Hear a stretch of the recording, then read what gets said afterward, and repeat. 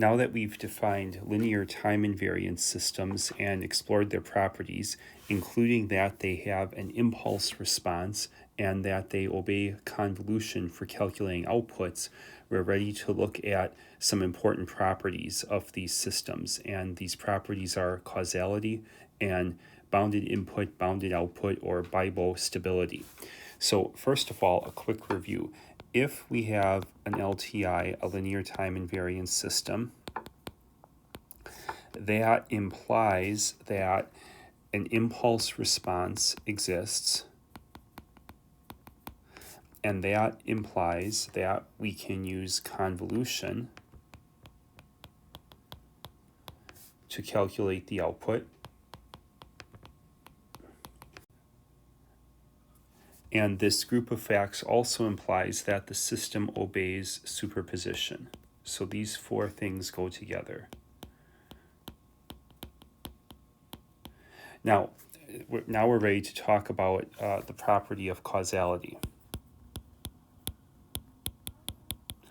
And causality says that the outputs from a system due to an input cannot come before that output occurs. So x of t to y of t can only cause outputs in the future.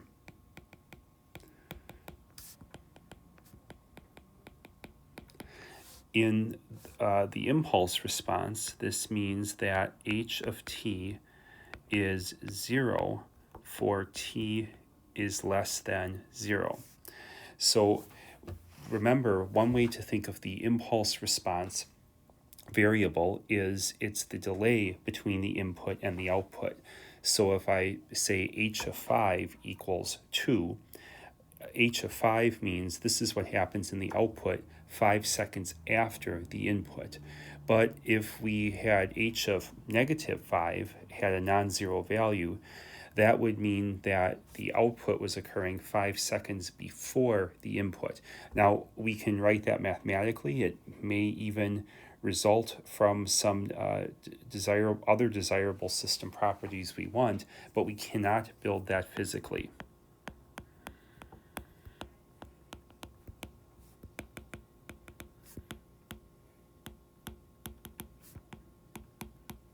Now, as we're going to see later, sometimes we are going to design and constrain other system properties to get some very desirable values. And we're going to see that that's going to imply that we would have a non-causal system. So for example, let's say I go through a design process. And we'll be doing this a few weeks from now, where we calculate that we want the system to have certain properties, and we then go ahead and solve for what the impulse response is, and we get an impulse response that looks like this. It looks like a decaying, an oscillating value, and then it goes to 0 here, say at negative 5 seconds. So we can't actually build that system because it would mean looking into the future. So there's two solutions in practice. Solution one would be a non-real-time solution.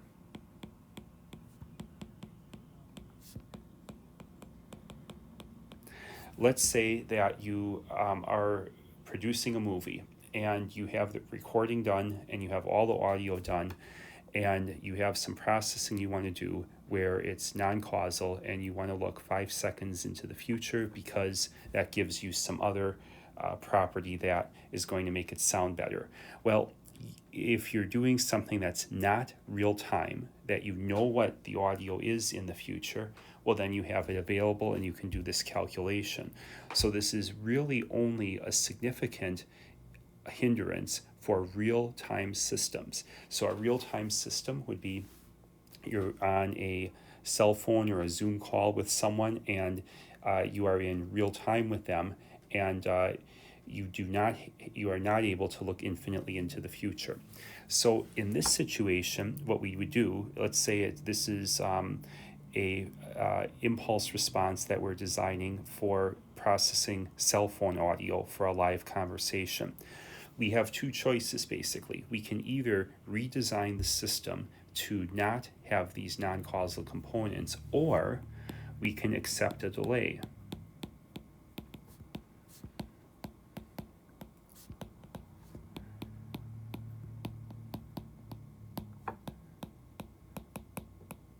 So what we do when we accept a delay is we say we are actually going to use the impulse response delayed however long it needs to be so that it becomes causal. And we would use this one right here for our impulse response. Now, the drawback, and it's a big one, is it takes longer for the receiver to get the information that the sender was saying. And if it's a 5-second delay in a conversation, that would probably be, in most cases, completely unacceptable. But we might accept 10 milliseconds or 50 milliseconds, maybe even 500 milliseconds in certain circumstances. So we don't want those delays, but accepting the delay allows us to make the system actually causal, but it does give us this trade-off where you don't get your output as soon as you might have otherwise. The next property we're going to look at is bounded input, bounded output stability.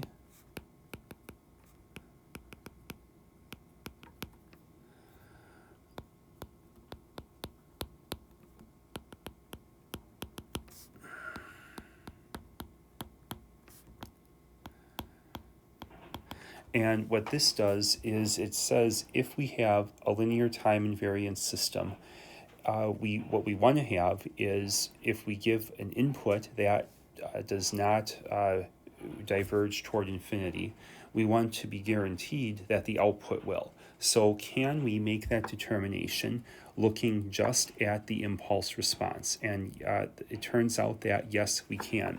So first of all, let's determine what it means to say an input or an output is bounded. We say x of t is bounded if for some constant c, x of t has an absolute value that is always less than or equal to that constant. So if for any signal I can say there is some constant, maybe it's large, 1,000 or 1,000,000, but there is a constant, that x never gets larger than that, then we say x of t is bounded and our input would be bounded. So bounded input, bounded output means we have a system that implies if x of t is bounded, and maybe we would call its constant c1, that implies that y of t is bounded. And there would be some constant bounding y, we'll call that c2.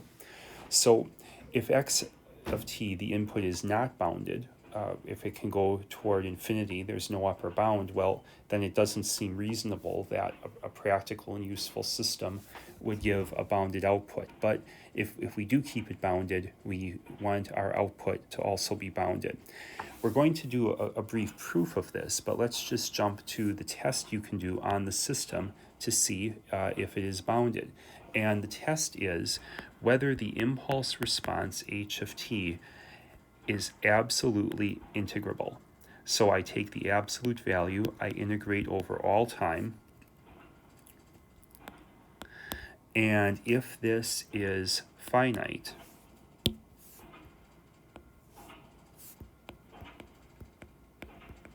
if that integral does not diverge, then we say that I have a bounded input, bounded output system. So this absolutely integrable condition turns out to be equivalent. It both implies the system is bounded input, bounded output stable, and that means for any x that obeys this rule, I will get a y that is also obeying the rule and is bounded.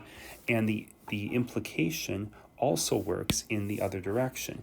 If I know a system is bounded input, bounded output stable, then I can know that there is this limit on the absolute integral of the impulse response.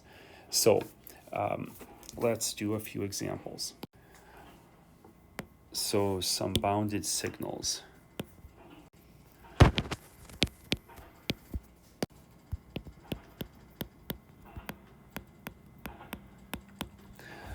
So sinusoids are bounded.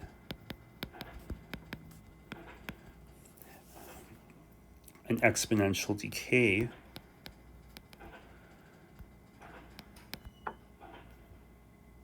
would be bounded, but I can't go back in time indefinitely, so I can go back a little bit, but I can't go to the beginning of time. So anything that is bounded on the left and then decays.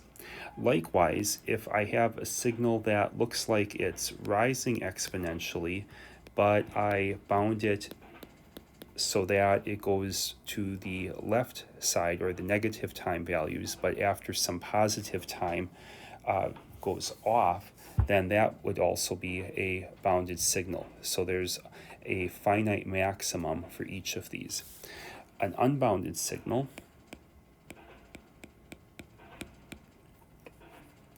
would be t squared, or an exponential that is not cut off on the side where it diverges toward infinity, or even what at first looks like an exponential decay. If I don't bound the time on the left side for the negative values, that will go toward infinity.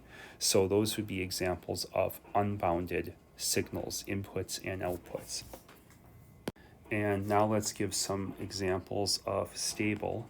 So this is the BIBO stable impulse responses and some unstable impulse responses. So the impulse response it describes a stable system if that integral, when I take the absolute value of the function, has finite area. So something like an exponential decay does have a finite area, even though it goes on forever. Something like a sinusoid, so now I start at 0 and go on forever, so that would be a causal impulse response, but it does not describe a stable system, because when I take the absolute value of that sinusoid, I get non-negative values, and they keep adding up area for all time, so there is no upper bound on the integral. And indeed, we will be able to find inputs that cause the output to be unstable. All you need to do is find one or prove that one exists. And if a bounded input leads to an output that is unbounded, then we would say the system is not bounded input, bounded output stable. If I take this exponential decay, here I'll just do it with a different time constant, and multiply it by a sinusoid. So now I have an oscillating impulse response. That integral will still be bounded. I've just changed the magnitude within that exponential decaying envelope, but I can still evaluate this integral and find that it has a finite amount of area. An example of an unstable impulse response would be something very simple. If I have the unit step, that has infinite area when I add it up.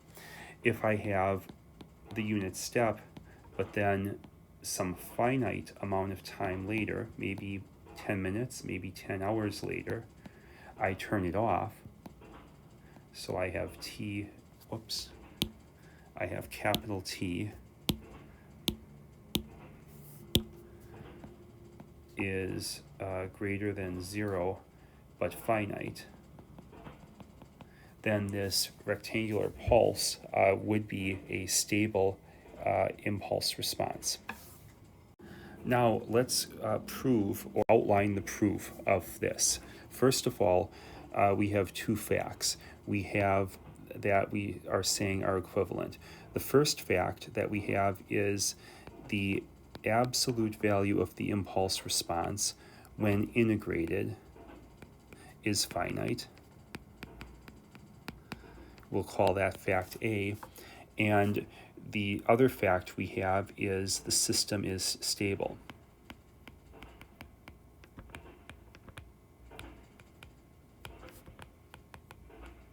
So we'll call that fact B. First, we'll talk about why A implies B. So if that input is finite, then let's take a look at this. Let's take a look at what can we say about the magnitude of the output of a convolution. So convolution here, we'll use this form, h of tau, x of t minus tau. And all we're doing is we're taking the convolution formula and we're putting absolute value on both sides of it. So now the left side is going to help me get a bound on the output. Now we can use some properties of integrals to simplify this. First of all, this integral has to be less than this other integral. If I take the absolute value inside, now I have potentially gotten a larger value. So I can say the first integral is less than the second.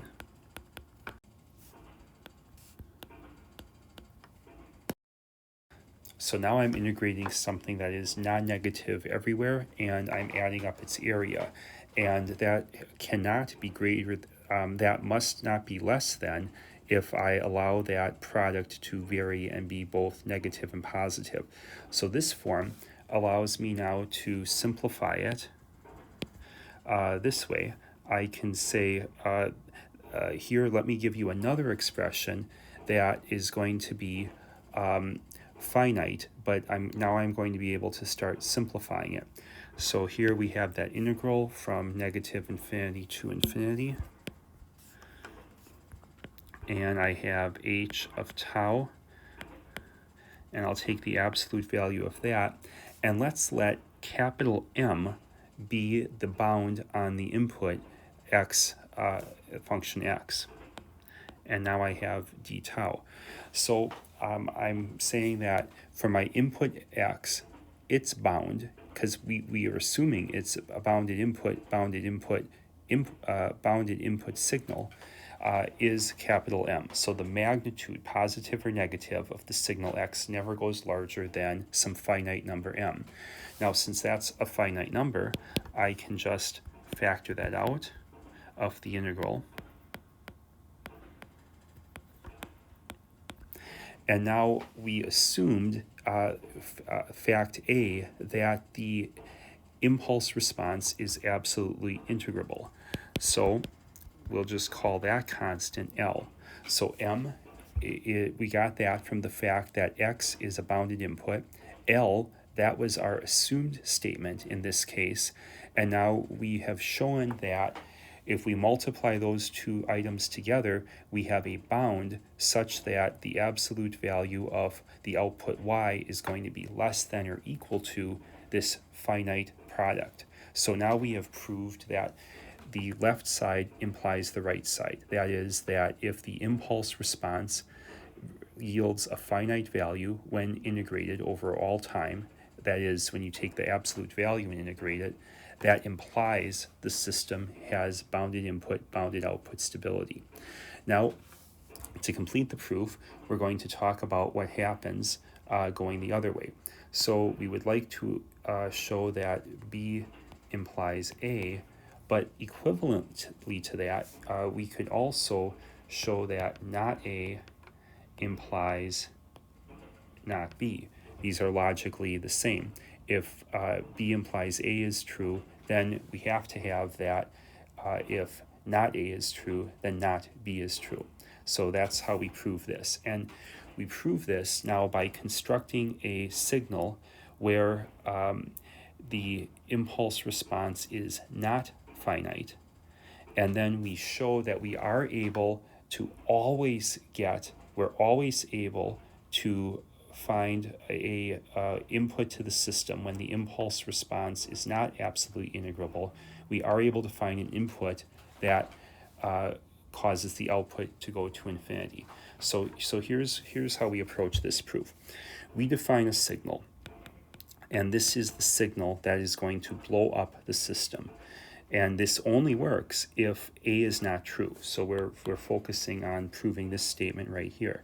And this signal is going to have, it's going to be three different values at different points. It's going to be 0, +1, or -1. First of all, if h of t has portions that are 0, and we're going to do a time reversal here, and I'll draw an illustration of this in a second to show how it works. If h of -t is 0, then this function will be 0. So we have to handle where it's 0. But everywhere else, where h of -t is not 0, what we do is we're going to calculate just the sign of h and t, the sign sign. So if I write that out formally, I take the value of h at -t, I divide by the magnitude at h of -t, and this gives me a plus or minus 1, depending on whether h at -t is a positive or negative value. So this applies to all places where h of -t is not 0. So let's do an example. Let's say that h of t is the cosine.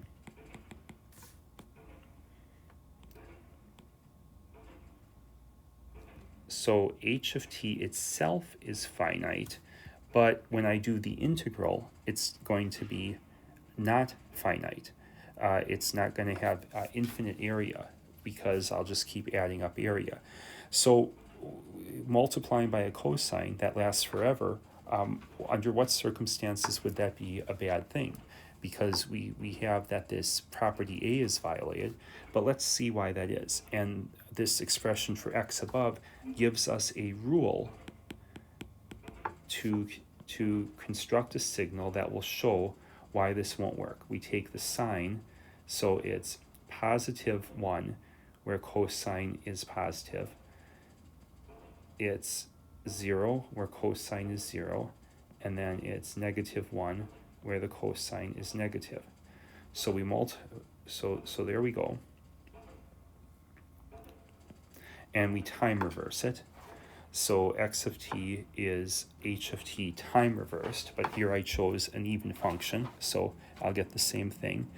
And now when I integrate these, so I remember you fold one and then shift it over the other. I will, when I have shifts that are equal to, in this case, the period, all the positive values in x of t line up with the positive values in h of t, and I will end up integrating this function.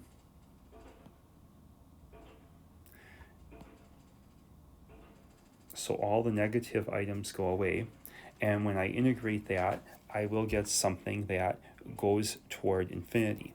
So that when I integrate that, y of t at some values is unbounded. Even though x of t was bounded and h of t was bounded, but it was not absolutely integrable. So it's the impulse response has to be absolutely integrable in order for the output to be guaranteed bounded for any input. And that is what bounded input, bounded output stability is defined as.